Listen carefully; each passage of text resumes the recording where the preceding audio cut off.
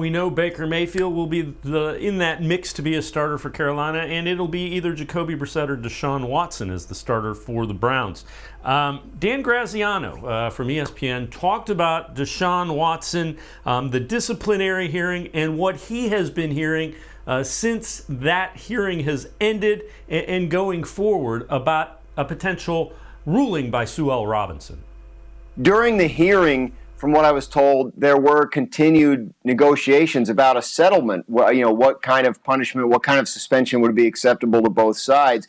So those talks could pick up again at any point. It's still possible they could come to a settlement and avoid it going to a decision from the discipline officer. But they weren't able to come close enough late last week. The league's still insisting, from what I've been told, on an indefinite suspension that would allow Watson to apply for reinstatement after a certain period of time. Initially, they wanted that period of time to be a year, but They moved a little closer to Watson, and we're talking about, he can reapply after 12 games, for example. But Watson's still not interested in signing up for that indefinite suspension. The league wants that indefinite suspension because they want to guard against the possibility of more information comes out in the future about Watson in these situations, whereas Watson would like to get this thing all wrapped up and settled. So that's been the main reason they haven't been able to come to an agreement there. And again, that's interesting, and you can certainly understand the league's perspective in saying that. We don't want to come to a suspension agreement and then have more cases come up.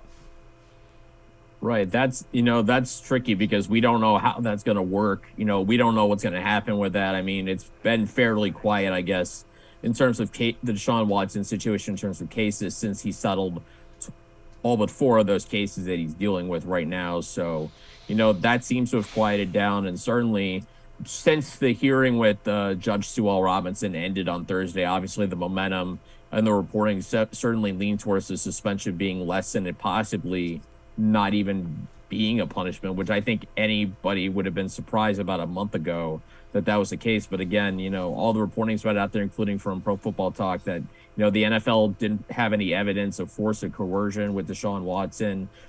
The whole thing, with ownership, how there have been owners who have not been punished for their roles in certain claims of sexual misconduct.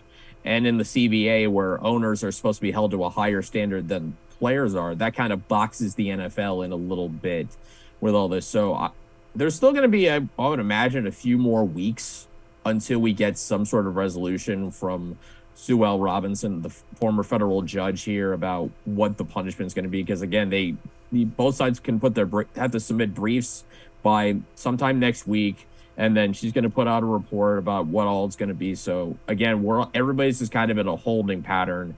But based on everything that's out there, you have to believe maybe it's more likely than not Watson gets a more lenient punishment, maybe 4 to 6 games or even none, which I think, considering all that's happened with Deshaun Watson, would still be kind of surprising.